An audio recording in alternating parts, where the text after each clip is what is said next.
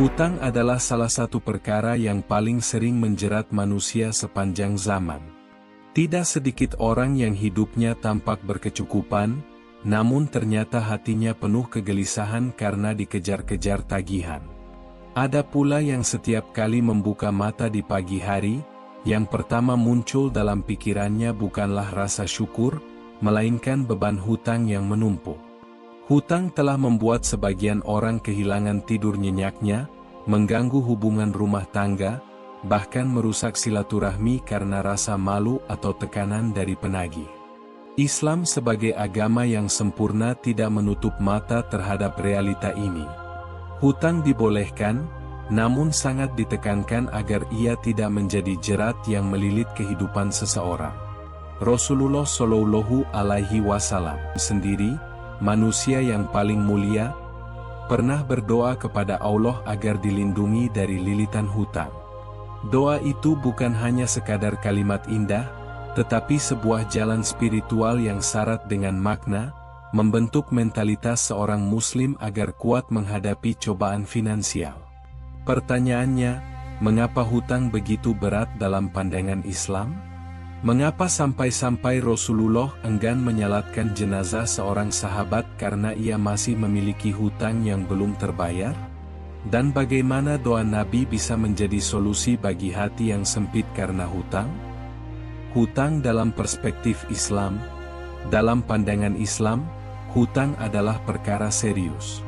Tidak bisa dianggap remeh, apalagi diabaikan. Allah bahkan menurunkan satu ayat yang panjangnya melebihi ayat-ayat lain dalam Al-Quran, khusus membicarakan tentang hutang. Itulah surat Al-Baqarah ayat 282, dikenal sebagai ayat hutang, ayat terpanjang dalam mushaf. Allah berfirman, "Wahai orang-orang yang beriman, apabila kamu bermuamalah tidak secara tunai untuk waktu yang ditentukan, maka hendaklah kamu menuliskannya." Quran Surah Al-Baqarah 282. Ayat ini menunjukkan betapa Islam memperhatikan kejelasan, keadilan, dan tanggung jawab dalam masalah hutang. Tidak boleh ada yang samar, tidak boleh ada yang merugikan salah satu pihak. Bahkan Allah memerintahkan agar hutang dicatat dan disaksikan. Ini adalah bentuk edukasi finansial sejak 14 abad lalu, jauh sebelum dunia modern mengenal kontrak hukum dan sistem notaris. Namun meskipun hutang dibolehkan, Islam memberikan peringatan keras agar seorang muslim tidak meremehkannya.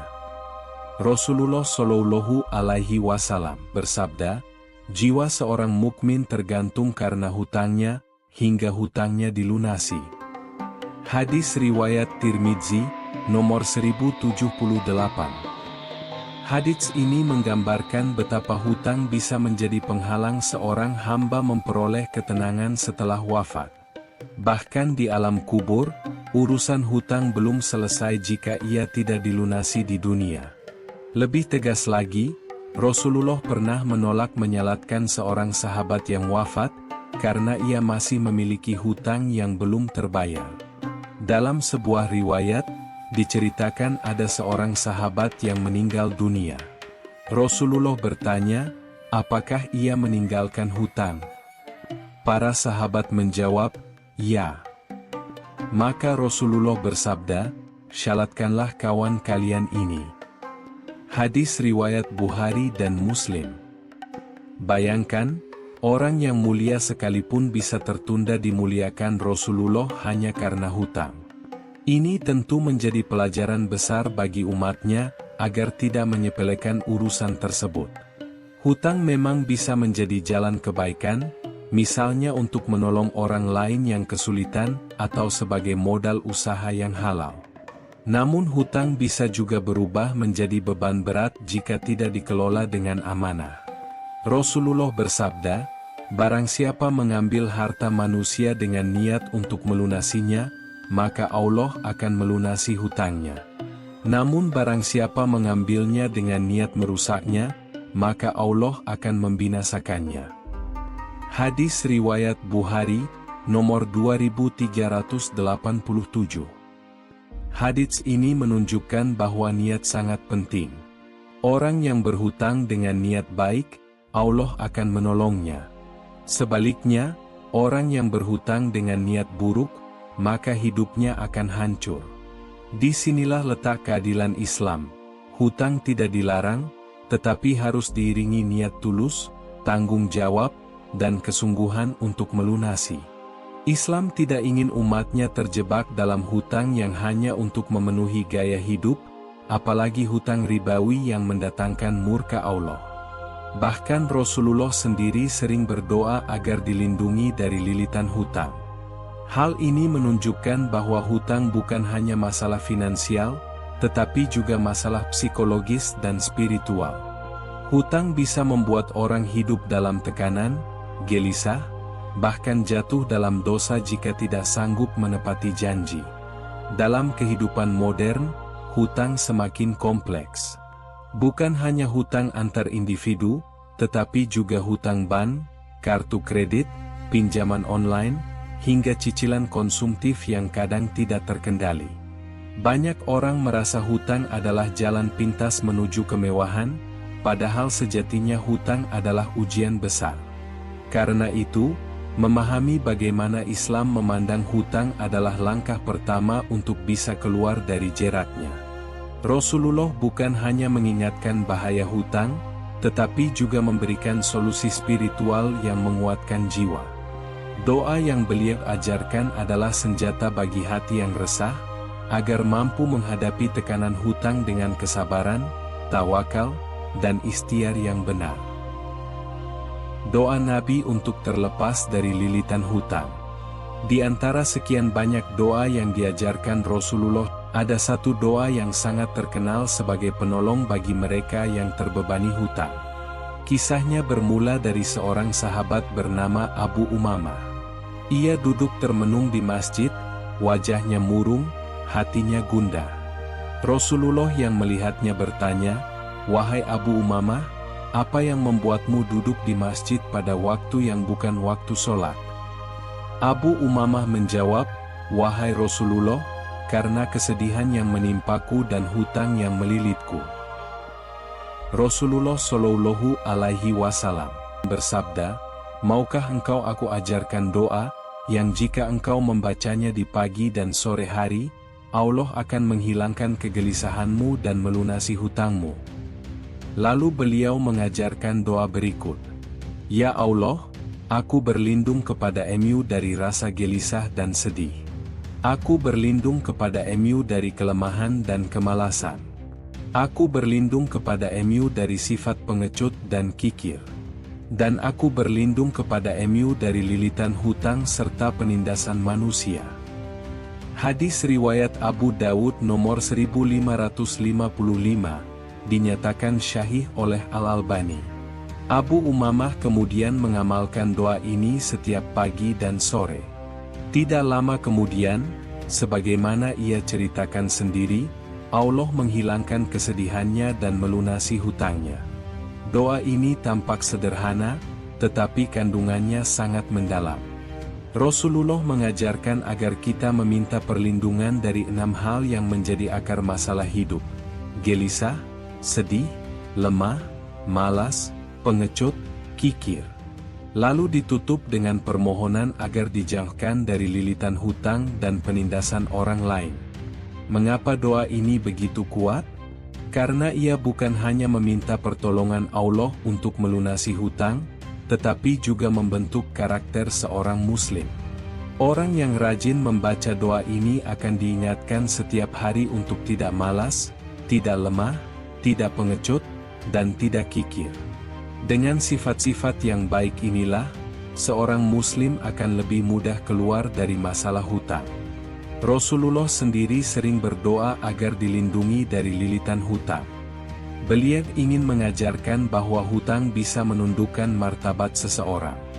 Orang yang terjerat hutang mudah merasa hina, bahkan bisa sampai rela berbuat dosa demi melunasinya. Karena itu, doa ini bukan hanya untuk orang yang sedang berhutang, tetapi juga bagi siapa saja yang ingin dijaga agar tidak sampai terjerat. Kisah nyata dari para sahabat. Selain kisah Abu Umamah, ada banyak cerita dari para sahabat tentang bagaimana seriusnya mereka dalam urusan hutang.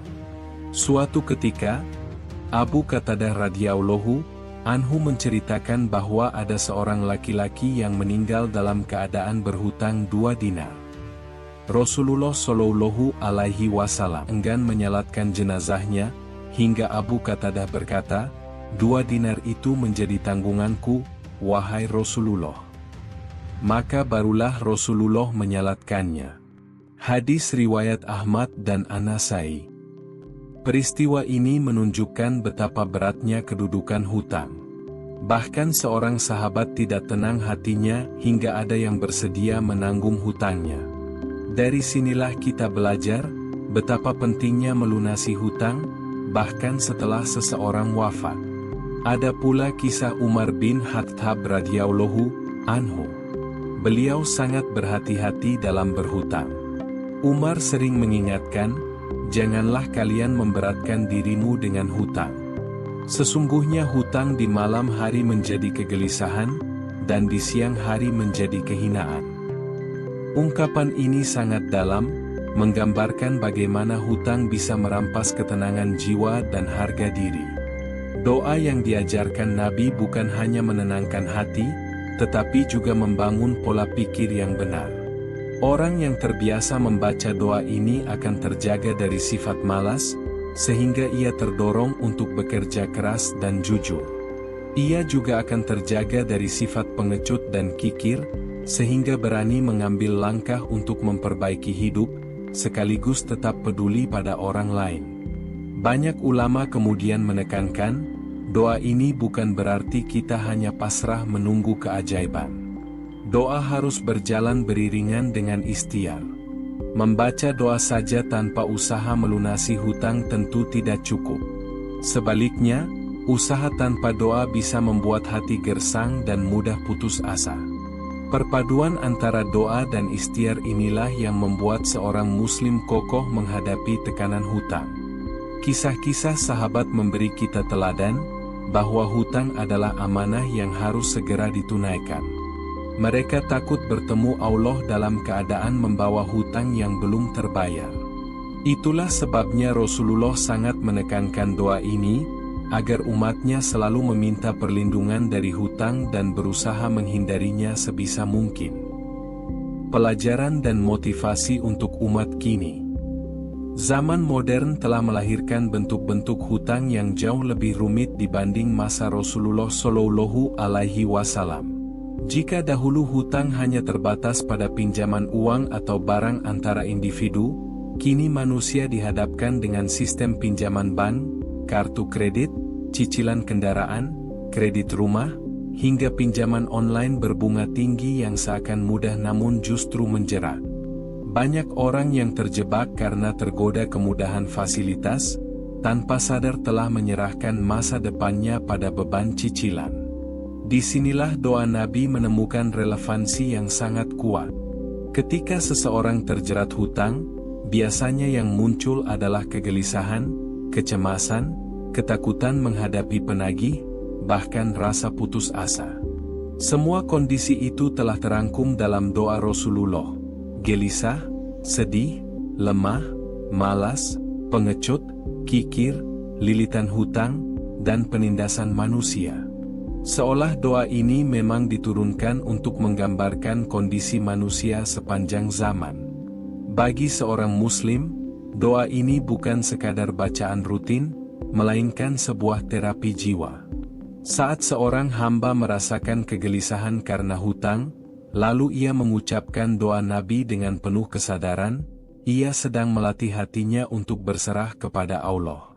Ia sedang menanamkan keyakinan bahwa setiap masalah ada jalan keluarnya. Hutang memang nyata, tagihan memang ada, tetapi pertolongan Allah lebih nyata dan lebih dekat daripada semua itu. Selain aspek spiritual, doa ini juga menanamkan motivasi praktis. Orang yang setiap hari berdoa agar dijauhkan dari kelemahan dan kemalasan, akan lebih mudah menjaga etos kerjanya. Orang yang berdoa agar dijauhkan dari sifat kikir, akan lebih ringan bersedekah, dan sedekah itu justru membuka pintu rezeki. Orang yang berlindung dari sifat pengecut, akan berani mengambil langkah berisiko namun halal untuk memperbaiki kehidupannya. Dengan kata lain, doa ini tidak hanya membebaskan dari hutang secara finansial, tetapi juga membentuk mentalitas positif yang dibutuhkan agar seseorang mampu bangkit. Pelajaran penting lainnya adalah tentang amanah. Hutang dalam Islam bukan sekadar hubungan antara peminjam dan pemberi pinjaman, tetapi juga hubungan seorang hamba dengan Allah. Rasulullah Shallallahu Alaihi Wasallam bersabda bahwa orang yang berhutang dengan niat melunasi, akan ditolong Allah untuk melunasinya. Namun orang yang berhutang dengan niat buruk, akan dibinasakan Allah. Ini mengajarkan bahwa hutang harus selalu diiringi niat yang benar dan usaha yang sungguh-sungguh. Di tengah godaan gaya hidup konsumtif, umat Islam perlu kembali merenungkan doa Nabi ini. Jangan mudah berhutang untuk hal-hal yang tidak mendesak. Jangan terjerumus pada riba yang dilarang keras oleh Allah.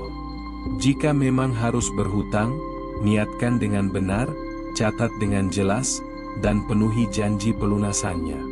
Kita juga bisa mengambil langkah-langkah praktis untuk keluar dari hutang, seperti menyusun prioritas keuangan dengan bijak, memisahkan kebutuhan dan keinginan, menghindari gaya hidup yang lebih besar daripada penghasilan, mengupayakan pendapatan tambahan dengan cara yang halal, memperbanyak doa dan sedekah, karena keduanya membuka pintu pertolongan Allah.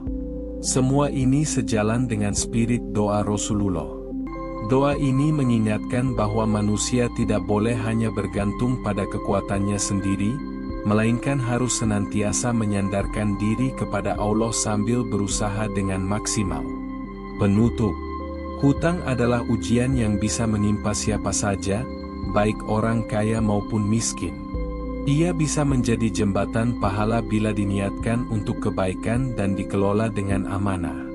Namun ia juga bisa berubah menjadi jerat yang menghancurkan bila dijalani dengan lalai dan penuh keserakahan. Rasulullah Shallallahu Alaihi Wasallam telah memberikan teladan. Beliau sering berdoa agar dijauhkan dari lilitan hutang. Beliau juga mengajarkan kepada sahabat doa yang indah. Doa yang tidak hanya meminta kelapangan rezeki, tetapi juga perlindungan dari sifat-sifat buruk yang membuat manusia semakin terjerat hutang. Ya Allah, aku berlindung kepada Mu dari rasa gelisah dan sedih. Aku berlindung kepada Mu dari kelemahan dan kemalasan.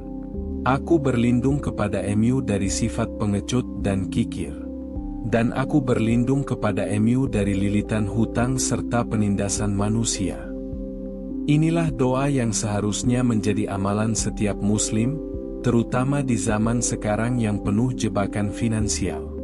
Doa ini bukan sekadar bacaan, melainkan senjata ruhani yang melatih hati untuk tetap tegar, pikiran untuk tetap jernih, dan jiwa untuk tetap optimis.